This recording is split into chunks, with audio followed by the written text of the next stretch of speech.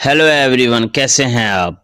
तो गाइज, आज से हम अपने चैनल पर हैरी पॉटर की सीरीज शुरू कर रहे हैं, जहां हम सिर्फ हैरी पॉटर मूवीज की ही नहीं बल्कि हैरी पॉटर की बुक्स की भी स्टोरीज देखेंगे। तो आज की वीडियो में हम हैरी पॉटर की फर्स्ट बुक के फर्स्ट चैप्टर की कहानी को हिंदी में देखने वाले हैं।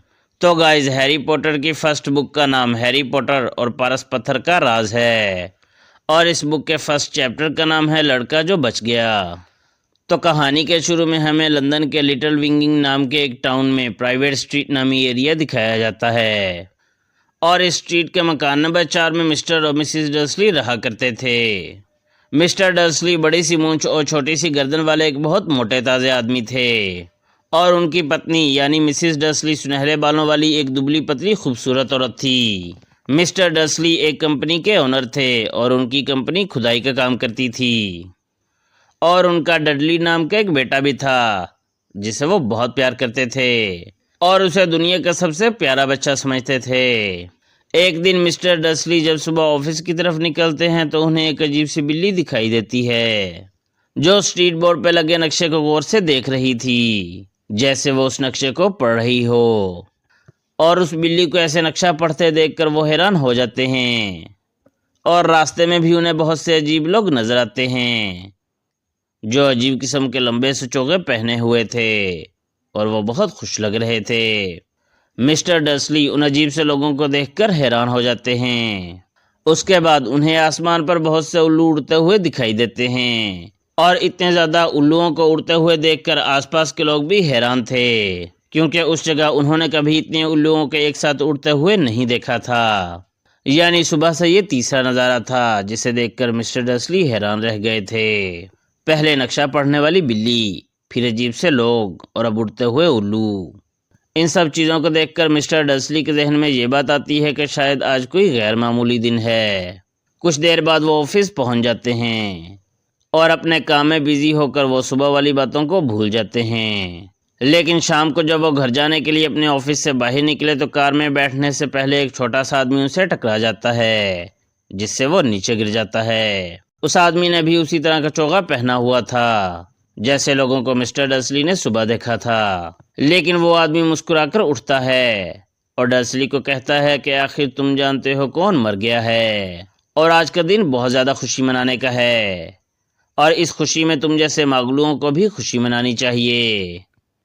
और ये कहकर वो अजीब सा आदमी वहाँ से चला जाता है। लेकिन मिस्टर डर्सली को उस आदमी की बात समझ नहीं आती, और उन्हें लगता है कि शायद ये कोई पागल हो, इसलिए वो उसकी बातों पर गौर नहीं करते और कार में बैठकर अपने घर की तरफ जाने लगते हैं। लेकिन जब मिस्टर डर्सली घर पहुंचते हैं तो उन्हें वहां वही बिल्ली नजर आती है जिसे उन्होंने सुबह देखा था, और उन्हें ऐसा लगता है जैसे वो बिल्ली उन्हें घूर रही हो।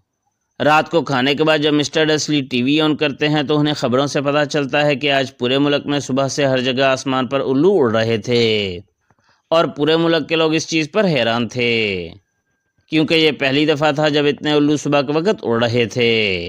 और यह सुनकर मिस्टर डर्सली भी हैरान हो जाते हैं। दूसरी तरफ हम आधी रात को उस अजीब सी बिल्ली को मिस्टर डर्सली के घर के बाहर देखते हैं, और ऐसा लग रहा था जैसे वो बिल्ली किसी का इंतज़ार कर रही हो। तभी गली के मोड़ से बड़ी उम्र का एक आदमी निकलता है जो बिल्ली की तरफ जाने लगता है। वो आदमी दुबला पतला और लंबी सी दाढ़ी वाला था, और साथ ही उसने अजीब सा चोगा पहना हुआ था, और उस आदमी का नाम एल्बस डम्बलडोर था। डम्बलडोर उस बिल्ली को देखकर खुश होता है और उसके पास ही बैठ जाता है, और बिल्ली को कहता है कि प्रोफेसर मैकगोनागल, आप यहाँ क्या कर रही हैं। तभी अचानक से वो बिल्ली अपनी शक्ल बदल लेती है और एक औरत बन जाती है, और उसने सब्ज रंग का चोगा पहन रखा था। डम्बलडोर मैकगोनागल से कहता है कि आपको भी जश्न मनाना चाहिए था, जिसके जवाब में मैकगोनागल कहती है कि जश्न मनाने वालों को एहतियात से काम लेना चाहिए था। उन्होंने ऐसे जश्न मनाया कि मागलुओं को भी पता चल गया कि आज कोई अजीब वाकया हुआ है। मैकगोनागल डम्बलडोर से पूछती है कि क्या वाकई तुम जानते हो कौन मर गया है, जिसके जवाब में डम्बलडोर कहता है कि हाँ, वोल्डेमॉर्ट मर चुका है, और डरने की कोई बात नहीं, तुम वोल्डेमॉर्ट का नाम ले सकती हो। लेकिन ऐसा लग रहा था जैसे मैकगोनागल उसका नाम लेने से भी डर रही थी। डम्बलडोर कहता है कि पिछले 11 साल से हम कोई भी जश्न नहीं मना पाए थे, और आज हमें वोल्डेमॉर्ट की मौत की खबर मिली है और यह इतनी बड़ी खुशी है कि इस पर दिल खोलकर ही जश्न मनाना चाहिए था। जिस पर मैकगोनागल पूछती है कि आखिर ये सब कैसे हुआ, जिसके जवाब में डंबलडोर कहता है कि कल रात वोल्डेमॉर्ट जेम्स पॉटर और लिली के घर उन्हें मारने गया था। उसने उन दोनों को तो मार डाला, लेकिन उनके बेटे हैरी पॉटर को नहीं मार पाया, बल्कि वहां ऐसा कुछ हुआ कि वो खुद ही मर गया। यानी हैरी पॉटर एक बड़ा जादूगर है जो अभी सिर्फ 1 साल का छोटा सा बच्चा है, लेकिन उसमें कोई ऐसी ताकत है कि वोल्डेमॉर्ट भी उसे नहीं मार पाया। जेम्स और लिली की मौत का सुनकर मैकगोनागल उदास हो जाती है, क्योंकि वो दोनों उसके बहुत अच्छे दोस्त थे। डंबलडोर कहता है कि मिसेस डर्सली लिली पॉटर की बहन है, इसलिए मैंने हैग्रिड को कहा है कि हैरी पॉटर को मिस्टर डर्सली के घर ले आओ, क्योंकि अब यही हैरी का घर होगा और मिस्टर और मिसेस डर्सली ही हैरी की परवरिश करेंगे। तभी आसमान पर एक उड़ने वाली बड़ी सी बाइक नजर आती है, जिसमें हैग्रिड था। वो बड़ी सी दाढ़ी मूंछ वाला हट्टा कट्टा आदमी था जो अपने साथ एक छोटे से बच्चे को लाया था जिसका नाम हैरी पॉटर था। हैरी कंबल में सोया हुआ था और उसके माथे पर एक अजीब सा जख्म का निशान था। यहाँ हैग्रिड हैरी को चूमता है और ऐसा लगता है जैसे हैग्रिड रो रहा हो। मैकगोनागल और डंबलडोर भी जज्बाती लग रहे थे।